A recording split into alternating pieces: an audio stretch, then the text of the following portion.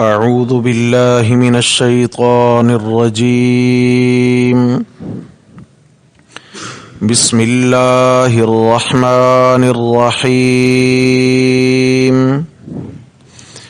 أحل لكم ليلة الصيام الرفث إلى نسائكم هن لباس لكم وأنتم لباس لهن علم الله أنكم كنتم تختانون أنفسكم فتاب عليكم وعفى عنكم.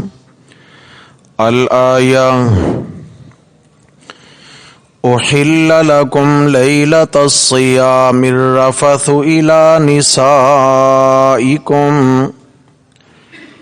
حلال کر دیا گیا ہے تمہارے لیے روزہ کی رات میں حاجت پوری کرنا تمہاری بیویوں کے ساتھ. ہن لباس لکم، وہ تمہارا لباس ہیں. وَأَنْتُمْ لِبَاسٌ لَهُنَّ، اور تم ان کا لباس ہو. علم اللہ انکم کنتم تختانون انفسکم، اللہ تعالیٰ کو معلوم ہے کہ بے شک تم خیانت کرتے تھے اپنی جانوں سے. فتاب علیکم، پس اس نے تمہیں معاف فرما دیا. وعفا عنکم، اور اس نے تم سے درگزر فرما دی. فالآن باشروہن، پس اب تم ان سے مل سکتے ہو. وابتغوا ما کتب اللہ لکم، اور تلاش کرو وہ جو اللہ نے تمہارے مقدر میں لکھ رکھا ہے. وکلوا واشربوا، اور کھاتے اور پیتے رہو. حتی یتبین لکم الخیط الابیض من الخیط الاسود من الفجر، یہاں تک کہ صاف تمہیں دکھنے لگے سفید دھاگا فجر کے کالے دھاگے میں سے. ثم اتموا الصیام الی اللیل، پھر تم رات تک روزے کو پورا کرو. وَلَا تُبَاشِرُوهُنَّ وَأَنْتُمْ عَاكِفُونَ فِي الْمَسَاجِدِ، اور تم اپنی بیویوں سے ہم بستر نہ ہوا کرو اس حال میں کہ تم مسجدوں میں اعتکاف بیٹھنے والے ہو. تِلْكَ حُدُودُ اللَّهِ، یہ اللہ کی باندھی ہوئی حدیں ہیں. فلا تقربوها، پس تم ان کے قریب مت جایا کرو. كذلك يبين الله آياته للناس، اسی طرح اللہ تعالیٰ کھول کھول بیان فرماتا ہے اپنی نشانیاں لوگوں کو سمجھانے کے لیے. لعلہم یتقون، تاکہ وہ بچ جائیں. صدق اللہ، ومن اصدق من اللہ قیلا. اللهم صل على سيدنا ومولانا محمد وعلى آل سيدنا ومولانا محمد وبارك وسلم عليه. گرامی قدر سامعین حضرات محترم، درس قرآن مقدس کے سلسلہ میں دوسرا پارہ سورۃ البقرہ اور اس کی آیت نمبر 187 آج ہمارے سبق میں شامل ہے. دعا ہے اللہ تبارک و تعالی ہم سب کو قرآن مجید کی بیان کردہ حدود باری تعالی کا پاس نصیب فرمائیں. गुज़श्ता से पैवस्ता सबक में अर्ज़ किया था कि चूँकि सूरतुल बकरा के दूसरे हिस्सा में अल्लाह तबारक व तआला ने आमाल में से दो अहम अमल बयान फरमाए हैं और उन दोनों आमाल के लिए फिर आगे अल्लाह तबारक व तआला ने इंसानों को तैयार किया है। वो दोनों आमाल नंबर 1 जिहाद फ़ी सबीलिल्लाह, नंबर 2 इन्फाक फ़ी सबीलिल्लाह। जान की कुर्बानी और माल की कुर्बानी अल्लाह के दीन की बका और तहफ़्फ़ुज़ के लिए देनी है। अब जान माल कुर्बान करना लाज़मी बात है कि दुश्मनों का सरहदों पे जाकर मुकाबला करना है, तो उसके लिए ज़रूरी है कि मुसलमानों का अपने मुकाम पर अपनी रियासत में तो बाहमी इत्तेहाद और इत्तेफाक ज़रूर हो। अगर आपस में इत्तेफाक न हुआ तो ये दुश्मन का मुकाबला क्या करेंगे, ये तो आपस में लड़ के ही कमज़ोर पड़ जाएंगे। तो इसलिए 2 इंतज़ामी उमूर बयान फरमाए हैं। नंबर 1, अगर कोई किसी पर जुल्म करते हुए किसी को कत्ल कर दे तो हुकूमत इस्लामिया की ज़िम्मेदारी है कि उस मकतूल के वरासा को उस कातिल से क़िसास दिलाया जाए। फरमाए इंसाफ का बोल बाला होगा तो तभी इस्लामी रियासत कायम होगी, और जब इस्लामी रियासत में इंसाफ होगा तो फिर क्या है, बाहर का दुश्मन तुम्हें मैली आंख भी नहीं देख सकेगा, क्योंकि तुम्हारी इतनी जमीयत और कुव्वत मजबूत होगी। और फिर फरमाया कि अगर कोई किसी का माल हथियाने की कोशिश करे तो उसकी भी जिम्मेदारी हुकूमत वक्त पर है और अजीज़ व अकारिब पर है कि वो हक़दारों तक उनके हुकूक को पहुँचाएँ।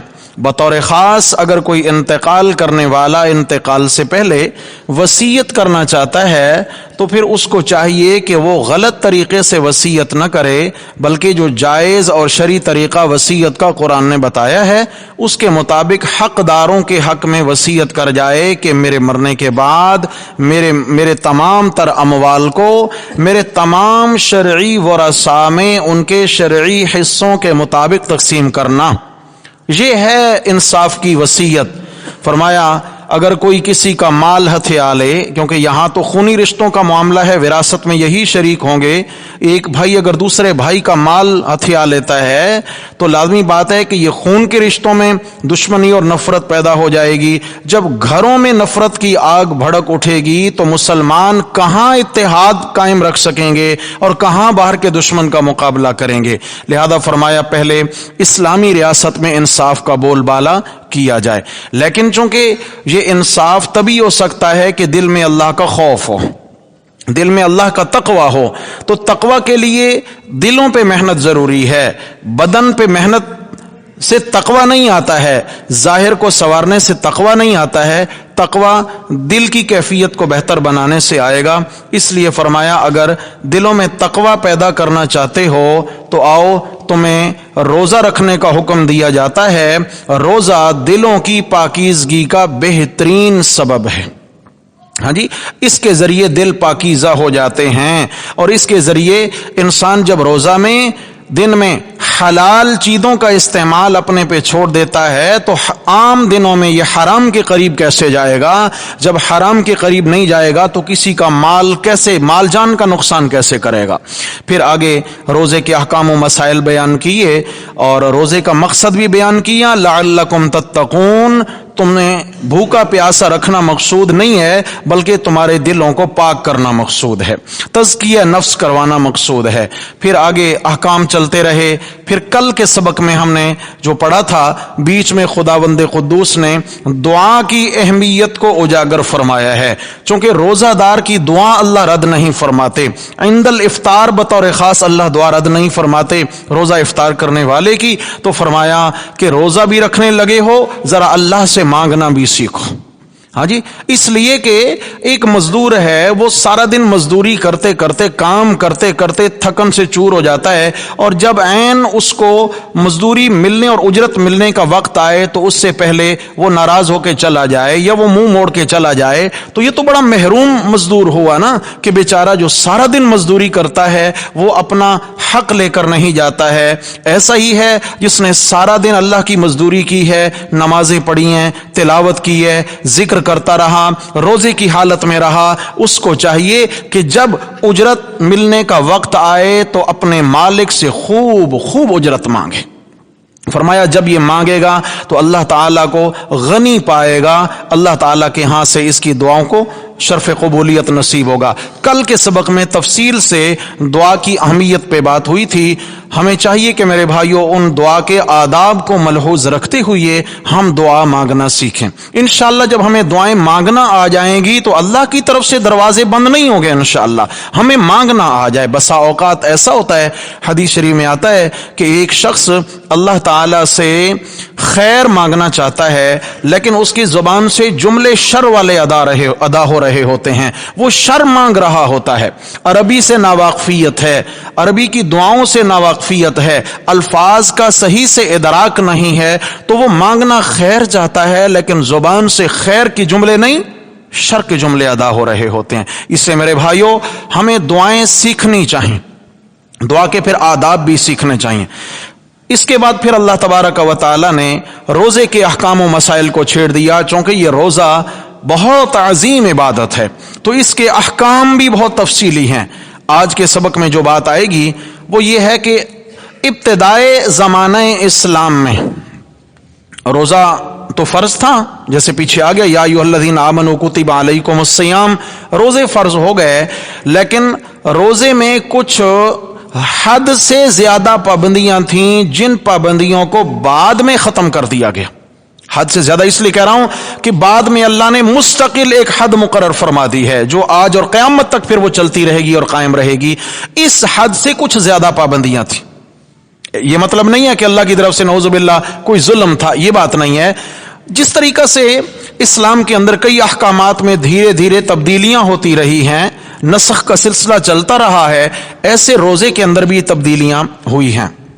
ابتدائی زمانہ اسلام میں یہ مسئلہ تھا کہ اگر کسی نے روزہ رکھ لیا ہے تو وہ سارا دن تو لازمی بات ہے پابندی تھی، کھانا پینا اور اپنی بیوی کے قریب جانا یہ منع تھا، لیکن جب افطار کا وقت ہوتا تو عین افطار کے وقت اس کو اجازت تھی کہ تم جتنا کھا سکتے ہو، جتنا پی سکتے ہو، اور اگر اپنی بیوی سے مقاربت کرنا چاہو تو تمہارے لیے جائز ہے، تب تک جب تک کہ تم رات میں سو نہیں جاتے۔ سونے سے پہلے تک اجازت ہے کھانے پینے کی، اگر افطاری کے فوراً بعد بھی ذرا سی دیر کے لیے بھی آنکھ لگ گئی تو کل کا روزہ شروع ہو چکا، اب کھانا بھی منع، پینا بھی منع، اور اس طرح کی دیگر ضروریات کا پورا کرنا بھی منع۔ یہ ابتدائے زمانہ اسلام میں تھا۔ حضرت قیس بن ساروما انصاری رضی اللہ تعالیٰ عنہ ایک صحابی ہیں، حضرت قیس بن ساروما انصاری رضی اللہ تعالیٰ عنہ، یہ غریب صحابی تھے۔ رمضان کا مہینہ تھا، روزے کی حالت میں تھے کہ دن میں ایک کنویں پر ایک باغ میں مزدوری کرتے رہے۔ گرمیوں کے دن تھے، سارا دن مزدوری کرتے کرتے تھکن سے چور ہو گئے اور افطار کے وقت گھر تشریف لائے، اپنی اہلیہ سے کہا کہ آج افطاری میں کچھ ہے کھانے پینے کے لیے؟ تو غربت کا زمانہ تھا، اہلیہ نے کہا جی گھر میں تو کچھ بھی موجود نہیں ہے۔ تو فرمایا کچھ انتظام تو کرو، چونکہ میں تو تھکا ہوا ہوں اور بھوک اور پیاس سے نڈھال ہوں۔ تو عرض کرنے لگی کہ ٹھیک ہے آپ بیٹھیں، میں پڑوس میں جاتی ہوں اور وہاں سے میں کچھ انتظام کر کے لے کے آتی ہوں۔ پڑوسیوں کے ہاں تشریف لے گئیں اہلیہ محترمہ، وہاں سے کھانا لے کے ابھی واپس نہیں پہنچی کہ حضرت قیس رضی اللہ تعالیٰ عنہ چونکہ انتہائی تھکے ہوئے تھے تو ان کو تھوڑی دیر کے لیے اونگ آ گئی، نیند آ گئی اور یہ کچھ لمحات کے لیے سو گئے۔ جب اہلیہ محترمہ گھر میں داخل ہوئیں کچھ افطاری کا سامان لے کر تو دیکھ کے پریشان ہو گئیں کہ میرے شوہر کا تو کل کا روزہ شروع ہو چکا ہے، اب کیا ہوگا؟ آج بھی سارا دن بیچارہ تھکا ہارا، کل کا روزہ یہ بات تو تھی نہیں، ایمان تو تھے بڑے مضبوط، روزہ چھوڑنے کا تو تصور ہی نہ تھا ان میں، اب کیا ہوگا؟ حضرت قیس رضی اللہ تعالیٰ عنہ سو گئے، روزہ شروع۔ اگلا دن ہوا، پھر اسی طرح روزہ اس حالت میں شروع ہے اور اسی باغ میں پھر مزدوری کے لیے تشریف لے گئے. دن میں مزدوری کرتے کرتے جب سورج سر پہ آیا اور عین دوپہر کا وقت تھا اور کڑاکے کی دھوپ اور گرمی، تو حضرت قیس رضی اللہ تعالیٰ عنہ پیاس کی شدت کی وجہ سے بے ہوش ہو کر گر گئے. آپ صلی اللہ علیہ وسلم کو حضرات صحابہ کرام نے اطلاع دی، یا رسول اللہ، حضرت قیس بن سرما انصاری رضی اللہ تعالیٰ عنہ تو اس طریقے سے دوسرا روزہ شروع ہو جانے کی وجہ سے بے ہوش ہو چکے ہیں، اب کیا ہوگا؟ آپ صلی اللہ علیہ وسلم بھی حضرت قیس کی حالت سن کر پریشان ہوئے، صحابہ کرام بھی پریشان ہوئے. اللہ جل جلالہ نے صحابہ کرام کی اس پریشانی کا ہمیشہ کے لیے ازالہ فرما دیا، اور یہ آیت بینہ آیت نمبر 187 اللہ تبارک و تعالی نے نازل فرمائی اور ہمیشہ کے لیے قانون بدل دیا، اور حکم آ گیا کہ اب جو ہے صرف دن میں پابندی ہوگی، رات میں مذکورہ پابندیوں میں سے کوئی پابندی نہیں ہوگی. تو یہاں کیا ہے، صحابہ کرام بہت خوش ہوئے اس پابندی کے اٹھ جانے کی وجہ سے. لازمی بات ہے، اللہ کی جانب سے آسانی آ گئی تو آسانی کون پسند نہیں کرتا ہے. تو چنانچہ فرمایا احل لکم لیلۃ الصیام الرفث الی نسائکم. پہلے یہاں سے بات شروع فرمایا حلال ہوا تمہارے لیے روزہ کی رات میں اپنی بیویوں سے بے حجاب ہونا، اپنی بیویوں سے اپنی حاجت پوری کرنا روزہ کی رات میں حلال ہوا. پہلے رات میں حلال تب تک تھا جب تک جاگ رہے ہیں، اور اگر نیند آ گئی اس کے بعد روزہ شروع ہے، تمام پابندیاں لاگو ہو چکی ہیں. تو فرمایا اب حلال ہوا، یہ پابندی اٹھ گئی. کیوں؟ آگے فرمایا ہن لباس لکم وانتم لباس لہن، وہ تمہارا لباس ہیں اور تم ان بیویوں کا لباس ہو. حضرت عبداللہ ابن عباس رضی اللہ عنہما نے مانا کیا، جیسا کہ تفسیر روح المعانی میں علامہ سید محمود آلوسی رحمہ اللہ نے نقل فرمایا کہ لباس بمانا راحت. بولو کیا؟ کہ بیویاں تمہارے لیے راحت کا سبب ہیں اور تم بیویوں کے لیے راحت کا سبب ہو. راحت، لباس بمانا راحت، جیسا کہ فرمایا وَجَعَلْنَا اللَّيْلَ لِبَاسًا. ہاں جی، رات کو اللہ نے راحت کے لیے بنایا ہے. اور راحت نیند میں ملتی ہے نہیں ملتی؟ نیند ہوئی، خوب راحت بدن کو مل گئی ہے، تھکا ہارا سارا دن کا بدن، اور رات نے اس کو نیند کی آغوش میں لیا اور پھر ایسی تھپکیاں دی کہ صبح تازہ دم ہو کے اٹھایا اس کو. ہاں جی، ساری تھکن دور ہو جاتی ہے. ایسے ہی ابن عباس رضی اللہ عنہ فرماتے ہیں کہ لباس کا معنی کیا ہے جی؟ راحت. دوسرا معنی ظاہر پر ہے لباس، یہ جو ظاہری ہم لباس پہنتے ہیں، معلوم ہوا کہ یہ لباس جیسے پورے بدن کا ستر ہے، یہ پورے بدن کو چھپاتا ہے، بدن مستور ہو جاتا ہے، اور اس لباس کی برکت سے انسان کا ستر ظاہر نہیں ہوتا، اس کے جو حیا کے مقامات ہیں وہ چھپے رہتے ہیں. ایسے ہی فرمایا بیویاں تمہارے لیے پردہ ہیں اور تم بیویوں کے لیے کیا ہو؟ پردہ ہو. کیا مطلب ہے؟ لباس بمانا لحاف. لحاف ہوتا ہے نا جو سردی میں اوڑھتے ہیں، لحاف، بڑی چادر، کمبل، لحاف. تو کیا مطلب ہے کہ اس طریقہ سے میاں بیوی ایک دوسرے کے لیے جائز ہیں، ان کا ملنا، ایک ساتھ رہنا، اٹھنا بیٹھنا سونا جائز ہے، جس طریقہ سے کوئی ایک لحاف میں سویا ہوا ہو. جس طرح ایک لحاف کے اندر کوئی پابندی نہیں، اسی طریقہ سے میاں بیوی کی زندگی میں کوئی پابندی اللہ تبارک و تعالی نے ان کو ایک دوسرے کے لیے راحت کا سبب بنایا ہے. اور حضرت آدم علیہ الصلاۃ والسلام جو ابو البشر ہیں، ساری انسانیت کے بابا ہیں اور پہلے نبی اور پیغمبر ہیں، اللہ تبارک و تعالی نے ان کی دل لگی کے لیے بھی ان کی جنس میں سے سب سے پہلے ان کے لیے ان کا جوڑا ان کی بیوی کو پیدا فرمایا. حضرت آدم علیہ السلام کی دل لگی کے لیے بھی. کیوں؟ کہ جنس باہم جنس انسان کو کشش ہوتی ہے.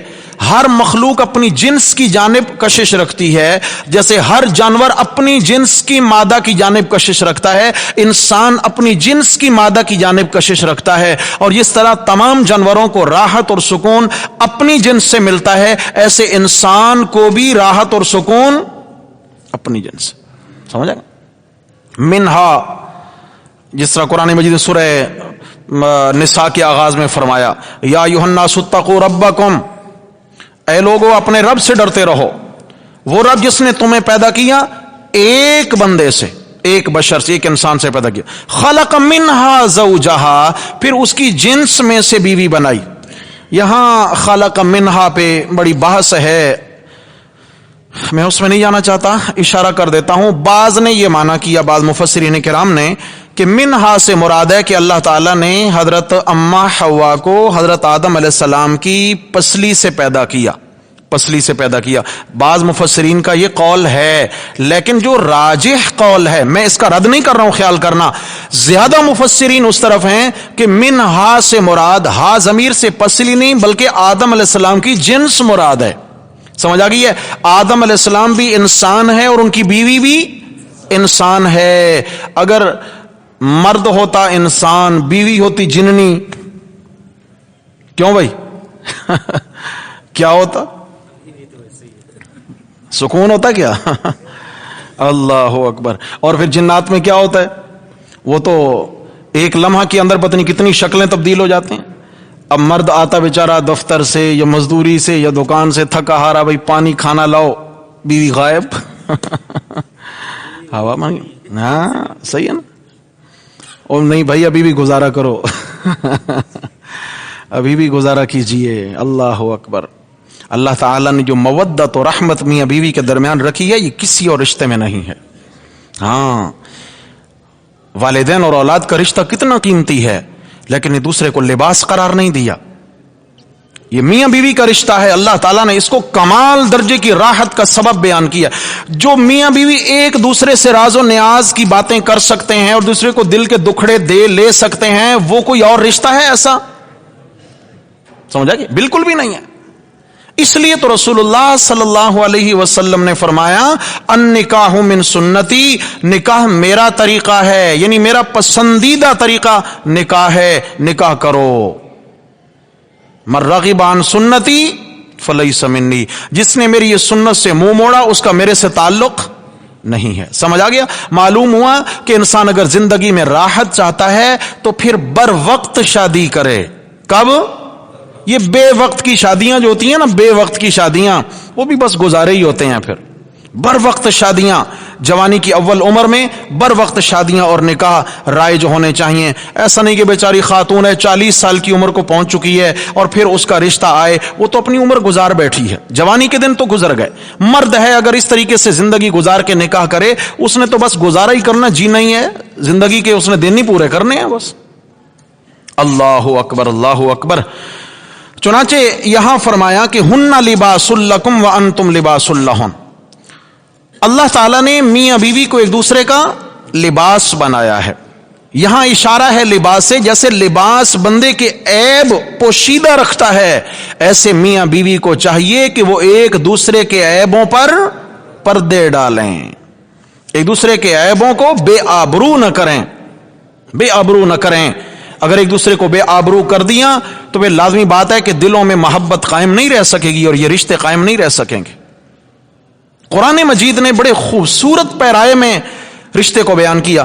فرمایا اگر میاں بیوی کا رشتہ چل رہا ہے اور چلتے چلتے اچانک بیچ میں کوئی ایسی صورتحال پیدا ہو گئی کہ یہ اب نہیں چل پاتے، طلاق کی نوبت آ گئی، علیحدگی کی نوبت آ گئی، تو اب عمومی طور پہ معاشرے میں کیا ہوتا ہے، عورت مرد پہ کیچڑ اچھالتی ہے اور مرد عورت پہ کیچڑ اچھالتا ہے.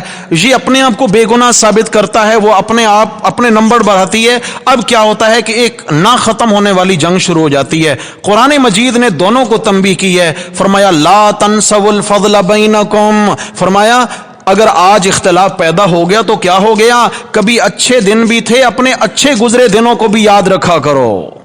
ہاں جی، اچھے گزرے دنوں کو بھی یاد رکھا کرو. ایک دوسرے کی صرف برائیاں نہیں، ایک دوسرے کے احسانات کو بھی یاد رکھا کرو. اگر بیوی نے شوہر کی خدمت کی ہے تو شوہر نے بھی خدمت میں کمی نہیں کی ہوگی، وہ بیچارہ بھی کتنی محنت کر کر کے کما کے لاتا ہوگا، اس نے بھی چھت مہیا کی ہوگی، اس نے بھی ہر لحاظ سے اس کی ضروریات کو پورا کیا ہوگا. اور پھر مرد کو چاہیے کہ وہ دیکھے میری بیوی نے میرے لیے چولہے پہ جل کے میری بھی کتنی خدمت کی ہوگی، کپڑا دھونا، کھانا بنانا، بچوں کو سنبھالنا، گھر کی جھاڑ پھونک، کیا کچھ نہیں ہوتا کہ اگر یہی ساری چیزیں اس کو اجرت پہ کرانا پڑے، کتنی مشکل میں پڑ جائے، کتنی مشکل میں پڑ جائے. سمجھ آ گئی ہے؟ تو اس لیے فرمایا ہن لباس لکم وانتم لباس لہن، اللہ نے ان کو ایک دوسرے کا کیا بنایا ہے بھائی؟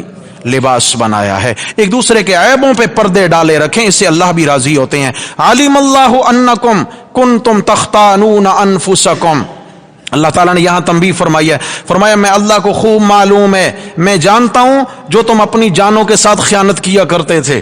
اشارہ کر دیا، خاص واقعہ کی طرف اشارہ نہیں کیا۔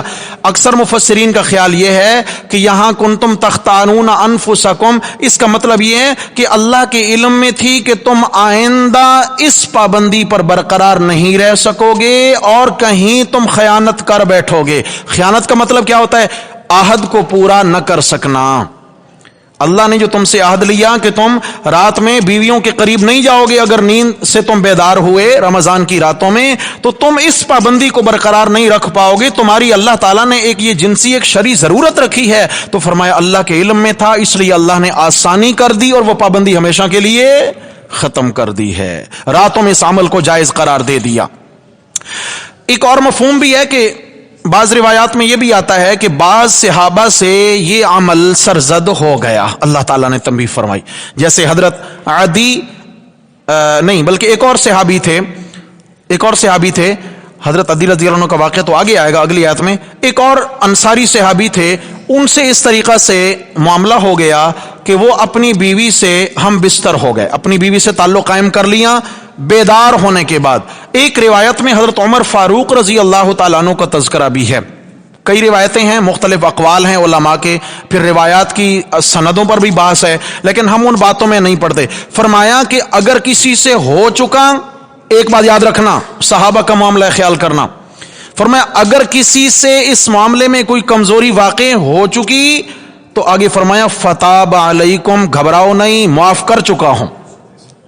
صحابہ کی شان تو دیکھیں نا، کہ کل کسی کو صحابہ پہ انگلی اٹھانے کا موقع نہ ملے۔ فرمایا بتقاضۂ بشری، اگر تم سے کوئی کمزوری واقع ہو گئی انسان ہونے کے ناطے، فتاب علیکم، میں اللہ تمہیں معاف بھی کر چکا ہوں۔ آگے فرمایا وعفا عنکم، اور صرف معاف نہیں درگزر بھی کر چکا ہوں۔ کیا مطلب ہے؟ غلطی بھی معاف، درگزر کی اس غلطی کا تانا کبھی نہیں دوں گا۔ اے میرے نبی کے صحابہ، کسی غلطی کا تانا، اللہ کرے ہم بھی صحابہ کو معاف کرنے والے ہو جائیں۔ ہاں پتہ نہیں ہمارے کلیجوں کو کیا ہو گیا، آج کیا ہو گیا ہے نام کے مسلمان کو۔ ہاں جی، یہ ترازو صحابہ کا ترازو لے کے بیٹھا ہوا ہے، صحابہ کی نیکیاں برائیاں تولنے میں لگا ہوا ہے۔ سمجھ آ گئی؟ یہ کوئی انجینئر ہے یا کوئی غامدی ہے یا کوئی جو بھی شامت ہے، انہوں نے اپنے اعمال کا آخر بھگتان بھگتنا ہے اللہ کے ہاں۔ میرے بھائیو، آسمان چاند کی طرف تھوکنے سے چاند میلا نہیں ہوتا، تھوک پلٹ کے اپنے چہرے پہ ہی آتی ہے۔ سمجھ آ گئی ہے؟ اس لیے صحابہ تو چاند ستارے ہیں، صحابہ کے کردار پہ کوئی اثر نہیں ہوتا ہے۔ صحابہ تو وہ عظیم ہستیاں ہیں کہ میرے رب نے ان کے ساتھ تو بات مکا دی، پتہ نہیں پنجابی سمجھ آئی کہ نہیں، مکا دی، رضی اللہ عنہم ورضوا عنہ۔ فرمایا یک طرفہ بات نہیں ہے، میں اللہ ان سے راضی، یہ میں اللہ سے راضی، میں اللہ ان سے راضی اور یہ میں، سبحان اللہ، کیا مقام ملا۔ اس لیے بیچ میں کسی بھی کم عقل کو گھسنے کا موقع نہ ملے۔ فرمایا خیال میں اللہ اور میرے نبی کے یار، ہم ایک دوسرے سے معاملات سیٹ کر چکے ہیں، رضی اللہ عنہم ورضوا، معاملات سیٹ ہو چکے ہیں ہمارے، اب بیچ میں کوئی نہ آنے کی کوشش کرے۔ اس لیے آگے فرمایا کہ اگر تم سے کوئی ایسا معاملہ پہلے ہو چکا ہے بتقاضۂ بشری تو گھبرانا نہیں، معاف کر چکا ہوں، اور اس سے بڑی اور کیا مہربانی میں اللہ کی ہوگی کہ معاف بھی کر چکا ہوں، قانون بھی بدل چکا ہوں، تاکہ میرے نبی کے یار آئندہ کسی مشکل میں نہ پڑیں، قانون بھی بدل چکا ہوں۔ اللہ اکبر۔ اب اس کے بعد فرمایا فالآن باشروہن، اب تم اپنی بیویوں سے رمضان کی راتوں میں ضرورت پوری کر سکتے ہو، سو کے اٹھو یا سونے سے پہلے पूरी रात तुम्हें इजाजत है। अल-आन बाशिरुहुन्ना, अब तुम उनके साथ अपनी जरूरत पूरी कर सकते हो। वब्तगू मा कतबल्लाहु लकुम, लेकिन जरूरत पूरी करने तक महदूद नहीं है बात। फरमाया कि सिर्फ कोई जिनसी ख्वाहिशात की तस्कीन है, शादी करना, बीवी से मिलना, नहीं। वब्तगू मा कतबल्लाहु लकुम, अल्लाह ने तुम्हारे मुकद्दर में जो लिख दिया है उसे भी ढूंढो, तलाश करो। क्या मतलब है कि सिर्फ तस्कीन नहीं होगी बल्कि औलाद वाली नेमत भी तुम्हें नसीब होगी। समझ आ गई है? अफजाइश नस्ल की भी तरगीब दी है मेरे रब ने, ये मनसूबा बंदी की तरगीब नहीं दी है, अफजाइश नस्ल की तरगीब दी है। अफजाइश नस्ल, रसूलुल्लाह सल्लल्लाहु अलैहि वसल्लम ने फरमाया कि तुम ऐसे खानदान में निकाह करो जिस खानदान की खवातीन ज्यादा बच्चे पैदा करती हैं।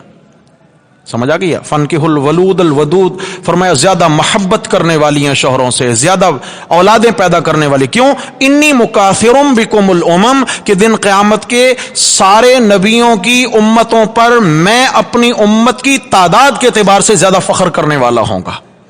हाँ जी, अल्लाह के नबी की उम्मत ज्यादा होगी। अल्लाह के नबी फरमाया कि जन्नतियों की 120 सफ़ें लगेंगी दिन क़यामत के, जिनमें से 40 सफ़ें बकिया तमाम अंबिया किराम की उम्मतों के मोमिनीन की, और 80 सफ़ें सिर्फ मेरे आका अलैहिस्सलाम की उम्मत के ईमान वालों की होगी। समझ आ गई है? इसलिए फरमाया कि वब्तगू मा कतबल्लाहु लकुम, तलाश करो वो मुकद्दर जो अल्लाह ने तुम्हारे लिए लिख दिया है, मुराद औलाद है। अच्छा जी, आगे अब खाने पीने का मसला आया। वकुलू वशरबू हत्ता यतबय्यन लकुमुल खैतुल अबयदु मिनल खैतिल अस्वदि मिनल फज्र। फरमाया खाओ पियो, ये अमर वजूब के लिए नहीं है जी, इस्तेहबाब के लिए है कि तुम्हें खाने पीने की इजाजत है। खाना पीना चाहो तो खा सकते हो। कब से कब तक? फरमाया तब तक तुम खा पी सकते हो जब तक कि तुम साफ तौर पे देख न लो सफेद धागा फजर के काले धागे में से अलग होता। ये सफेद धारी और काली धारी क्या है? याद रखिए, सुबह दो होती हैं, एक सुबह काजिब है, एक सुबह सादिक है। सुबह काजिब जब होती है, यानी जहां तक खाने की इजाजत है खा सकते हो, उसमें वो ये होता है कि वो सहरी का वक्त है, उसमें यूं नीचे से ऊपर को आसमान की तरफ यूं एक सफेद धारीदार एक अक्स उठता है जो आसमान की तरफ यूं रोशनी ऊपर फैलती है। फरमाया इस रोशनी को देखकर खाना पीना बंद नहीं करना, बल्कि यूं जो लंबाई में जो नीचे जमीन की सतह के साथ आसमान के नीचे इस तरीका से जो सफेद एक धारी फैलती है वो फजर की धारी है। फरमाया जब वो दिखाई दे तो अब खाना पीना बंद कर दो। वो घड़ियों का जमाना भी न था, समझ आ गई है? तो खाना पीना बंद कर दो। फरमाया कि जब काला धागा, जब सफेद धागा काले धागे से अलग होता देख लो। तवज्जो है? हजरत अदी इब्न हातिम रजी अल्लाह तआला अन्हु सहाबी हैं। ये वो हातिम ताई जो ईसाइयों का एक मशहूर सखी था, उसके बेटे, अल्लाह ने इनको ईमान की दौलत नसीब फरमाई। ये फरमाते हैं कि जब ये आयत नाजिल हुई तो मैंने कहा भाई अब तो आसान हो गया मेरे लिए कि मैं क्या करूं। मैंने 2 धागे लिए, 2 धारियां ली, एक काली एक सफेद, और अपने तकिए के नीचे मैंने रख दी। अब मैंने सहरी खाना शुरू की। तकिया उठा के मैं देखूं फर्क महसूस नहीं होता, तकिया रखूं और फिर खाना शुरू कर दूं। फिर मैं तकिया उठाऊं और फिर देखूं फर्क, जब तक फर्क ना लगा। सुबह हुई तो मैं रसूलुल्लाह सल्लल्लाहु अलैहि वसल्लम की खिदमत में आया, या रसूल अल्लाह मैंने तो 2 धागे अब संभाल के रख लिए हैं तकिए तले, और बड़ी आसानी हो गई जी अब तो हम वो देख के। आप सामने फरमाया तेरा तकिया तो बड़ा लंबा है भाई, तेरा तकिया तो बड़ा तवील है, कैसे या रसूलल्लाह? आपने फरमाया अल्लाह के बंदे इससे मुराद ये धागे नहीं हैं, इससे मुराद वो रोशनी की लकीरें हैं जो मशरिक से मगरिब की जानिब एक फैलती है। अच्छा तेरा तकिया इतना लंबा है जिसने मशरिक को मगरिब को अपने नीचे दे दिया है, इतना तेरा तो भाई बड़ा लंबा तकिया तूने रखा हुआ है। समझ आ गई? इससे अब यहां मैं एक बात अर्ज करना चाहता हूं, अगर आपकी तवज्जो हो और अगर जाग रहे हों तो, जो लोग कहते हैं कि हमें हदीस रसूलुल्लाह सल्लल्लाहु अलैहि वसल्लम की जरूरत नहीं है, हम कुरान को लुगत के जरिए समझेंगे, हम कुरान को अपनी अकल के जरिए अपनी इंजीनियरिंग लड़ा के हम समझ लेंगे कुरान को, उनको शर्म आनी चाहिए कि हम कुरान को खुद हल कर सकते हैं। हजरात सहाबे किराम की कैफियत देखें। एक सहाबी है, सहाबी हजरत अदी इब्न हातिम, जब तक मेरे नबी ने आयत नहीं समझाई तो सहाबी को भी आयत समझ نہیں آئی۔ میرے بھائیو، اگر قرآن سمجھنا چاہتے ہیں تو میرے نبی صلی اللہ علیہ وسلم کی سنت کے تابع رہ کے قرآن سیکھنا ہوگا۔ عقلی گھوڑے دوڑا کر قرآن سمجھ نہیں آتا ہے، پھر ایسی ٹھوکریں لگتی ہیں جیسے آج لوگوں کو لگی ہیں، سمجھا گیا؟ طرح طرح کے فرقے پھر جنم لیتے ہیں۔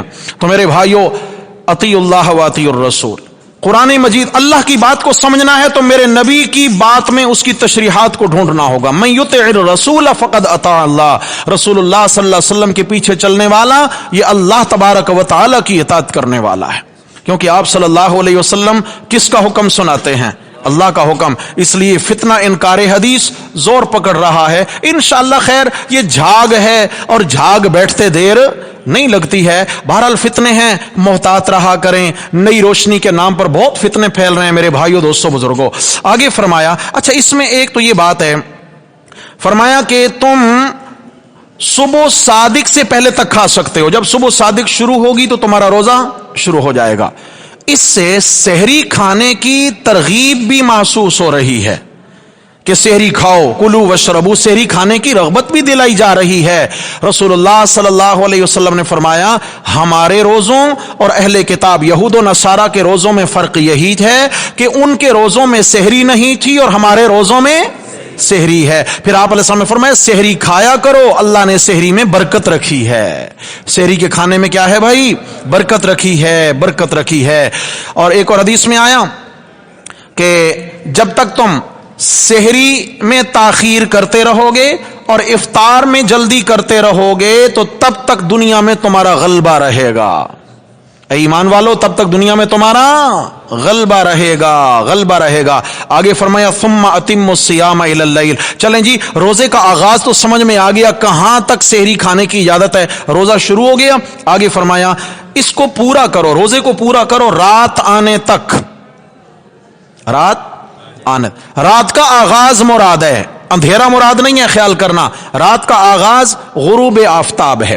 جب غروب آفتاب ہو جائے تو اس کے بعد تم روزہ ختم کر دو، افطار کر لو، اس کے بعد روزہ نہیں ہے۔ رات میں روزہ نہیں ہے، روزہ صرف دن کا عمل ہے۔ معلوم ہوا کہ جو ہی آفتاب غروب ہو فوراً روزہ افطار کرنا چاہیے، سمجھ آ گئی ہے؟ لیکن یہود و نصارہ کی عادت تھی کہ وہ دیر کرتے تھے، آج پتہ نہیں کیا ہے، نہیں سمجھ آئی بات؟ نماز 3 رکعت پڑھ چکے ہوتے ہیں اور اس وقت جناب علی ہلہ گلہ شروع ہوتی ہے آپ کے اڑوس پڑوس میں، اب روزہ افطار ہونے لگا۔ یہ سب فتنے ہیں، یہود و نصارہ کے ترجمان فتنے ہیں، یاد رکھنا۔ ان اعمال کو معمولی مت لیجئے، یہ معمولی اعمال نہیں ہیں، ان سے اللہ کے رسول نے اسلام کا غلبہ بیان کیا ہے۔ فرمایا جب تک تم افطاری میں جلدی کرتے رہو گے، سحری میں تاخیر کرتے رہو گے، تب تک تمہارا دنیا میں غلبہ رہے گا۔ سمجھ آ گئی؟ آج ہم احتیاط کے نام پر 5-5 10-10 منٹ ہم بھی کھینچ جاتے ہیں جی، احتیاط احتیاط، کوئی احتیاط نہیں ہے۔ خیال کریں سورج غروب ہوا، اذان ہوئی نہیں ہوئی، اپنی گھڑیاں درست رکھی جائیں اور غروب آفتاب کا اینڈ ٹائم پتہ ہو، جو یقین ہو جائے کہ سورج غروب ہو چکا تو اب افطاری میں دیر نہیں کرنی چاہیے۔ آگے چلیے جناب، فرمایا ولا تباشروہن۔ اچھا یہ تو روزے کا مسئلہ تھا۔ راتوں میں اجازت مل گئی، میری طرف دیکھیں، بڑی باریکیاں قرآن نے بتائیں۔ روزے میں اجازت مل گئی تینوں چیزوں کی، راتوں میں کھانا کھا بھی سکتے ہو، مشروبات کا استعمال بھی کر سکتے ہو اور اپنی منکوحہ بیوی سے اپنی ضروریات بھی پوری کر سکتے ہو، لیکن فرمایا سارے رمضان میں نہیں اور ہر روزہ دار بھی نہیں۔ فرمایا آگے اعتکاف والوں کا الگ مسئلہ ہے، اعتکاف والوں کا الگ مسئلہ ہے۔ فرمایا وَلَا تُبَاشِرُوهُنَّ وَأَنْتُمْ عَاكِفُونَ فِي الْمَسَاجِدِ، جب تم مسجدوں میں اعتکاف بیٹھنے والے ہو، اعتکاف کی حالت میں اگر ہو تو پھر تم اپنی بیویوں کے پاس مت جایا کرو۔ سمجھ آ گئی ہے؟ راتوں میں کھا پی سکتے ہو اعتکاف کی حالت میں بھی، لیکن تم اپنی بیویوں سے ضروریات پوری نہیں کر سکتے ہو۔ اعتکاف کا یہاں مسئلہ آیا، اللہ اکبر۔ اعتکاف کے حوالے سے بات آئی تو اعتکاف کے لیے عند الاحناف سنت مؤکدہ ہے، یہ چونکہ سنت اعتکاف ہے رمضان کے آخری عشرے میں جو یہ 10 راتیں ہوتی ہیں تو ان میں کیا ہے، سنت مؤکدہ اعتکاف ہے۔ اعتکاف ایسی مسجد میں کیا جائے جس میں 5 وقت نماز با جماعت ہوتی ہو۔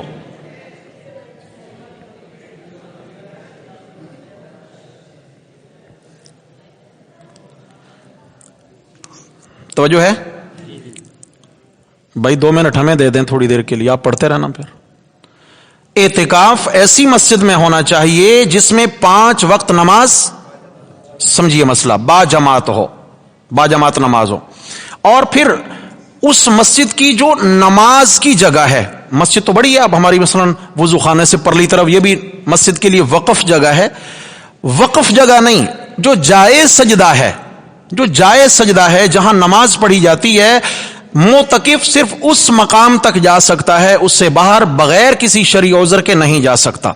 और शरई उज़र में क्या है कि बैतुल खला तक जाना, वुजू बनाने के लिए जाना, और अगर मस्जिद में कोई सहरी इफ्तारी न लाने वाला हो, खाने पीने का इंतजाम ना हो, तो फिर वो बाहर जाके अपनी इस हाजत को भी, तभी हाजत को भी पूरा कर सकता है। इसके अलावा अगर किसी जरूरत के लिए बाहर जाता है तो फिर उसका एतिकाफ जद में आएगा। जैसे मसलन गर्मी है तो गर्मी का गुस्ल करने के लिए कोई कहता है जी मैं मस्जिद से बाहर जा रहा हूं, तो गर्मी का, ठंडक का गुस्ल करने के लिए, गर्मी से बचाव का गुस्ल करने के लिए अगर कोई मस्जिद से बाहर कदम भी रखेगा तो उसका एतिकाफ टूट जाएगा। ऐसे ही है ये मसला समझ लें, एक शख्स बावुजू है, उसका वुजू है पहले, और वो कहता है कि मैं ताजा वुजू कर लूं, ताजा वुजू बना लूं, मगर पहले उसका वुजू बाकी है। अगर उसने वुजू बाकी होते हुए ताजा वुजू करने के लिए बाहर कदम रखा वुजू खाना की जानिब, तो भी उसका एतिकाफ टूट जाएगा, क्योंकि अब ये शरई जरूरत इसको लाहिक नहीं है। जब तक शरई जरूरत लाहिक ना हो बाहर ना जाए। और इसके अलावा जो है एतिकाफ में रोजा शर्त है, एतिकाफ में रोजा शर्त है, समझ आ गई। अगर रोजा टूट गया तो एतिकाफ भी टूट जाएगा। इस तरीके से फरमाया तिल्का हुदूदुल्लाह, ये अल्लाह की बांधी हुई हदें हैं, अल्लाह की बांधी हुई हदें हैं। फरमाया ये किसी और का बनाया हुआ कानून नहीं है, ये कानून किसने बताया? अल्लाह ने। फला तक़रबूहा, तुम इन हुदूद के करीब मत जाया करो, अल्लाह की बांधी हुई हदों के करीब मत जाया करो। अल्लाहु अकबर। आगे फरमाया कज़ालिका युबय्यिनुल्लाहु आयातिही लिन्नास, इसी तरह अल्लाह ताला खोल खोल बयान फरमाते हैं लोगों के नफे के लिए आयतें, यानी अपने अहकामात, अहकाम शरइया को अल्लाह ताला खोल खोल बयान फरमाते हैं। वजह लअल्लहुम यत्तकून, ताकि वो परहेजगार बन जाएं। पता नहीं आपको बात समझ में आई या नहीं। पीछे चले थे, किसास की बात चली थी, किसास की जहां बात चली थी तो वहां भी फरमाया ये किसास का मसला, हां, कि फरमाया कि किसास लीजिए ताकि तुम्हारे दिलों में तकवा पैदा हो, लअल्लकुम तत्तकून। फिर जहां पे वसीयत का मसला आया वहां फरमाया हक्कन अलल मुत्तकीन, मकसद दिल में तकवा पैदा करना। आगे चूंकि जिहाद का मसला आएगा तो दिल में तकवा और परहेजगारी होनी चाहिए। रोजे का मसला बयान किया तो फरमाया रोजे की हिकमत क्या है, लअल्लकुम तत्तकून, ताकि तुम परहेजगार बन जाओ। और यहां पर फरमाया इन हुदूद की पासदारी करोगे, वजह फरमाया लअल्लहुम यत्तकून, ताकि दिल में क्या आ जाए, तकवा आ जाए, परहेजगारी, दिलों पे मेहनत हो जाए। जब दिल बन जाएंगे, जब दिलों में वो सलाहियत पैदा हो जाएगी कि अल्लाह का खौफ है, अल्लाह का खौफ दिल में हो तो अल्लाह की हुदूद पर अमल करना बहुत आसान हो जाता है। और अगर दिल में अल्लाह का खौफ ना हो तो फिर दीन के अहकामात को पूरा करना इसकी इंसान की नजर में कोई हैसियत नहीं होती है। समझ आ गई है? अल्लाह की बांधी हुई हुदूद का पास बहुत जरूरी है। यहां तक ये मसले बयान हुए और फरमाया एक इशारा कि रमजानुल मुबारक में रोजा रखकर हलाल चीजों से इज्तिनाब करवाया। निकाह मनकूहा बीवी हलाल, खाना हलाल, पीना हलाल, इन हलाल चीजों से इज्तिनाब कराया ताकि हराम से बचो जो तकवे के खिलाफ है, हराम तकवे के खिलाफ है। आगे अल्लाह ताला ने बाकायदा तौर पर हराम और माले रिश्वत की कबाहत बयान फरमाई। अगले हुक्म के अंदर फरमाया ये रिश्वत का लेन देन ये भी मुआशरे की तबाही का सबब है, और जिस मुआशरे में रिश्वत का लेन देन आम हो जाए उस मुआशरे में राशि पैदा हो सकते हैं, मुजाहिद पैदा नहीं हो सकते। दुआ अल्लाह ताला हम सबको अमल की तौफीक नसीब फरमाए।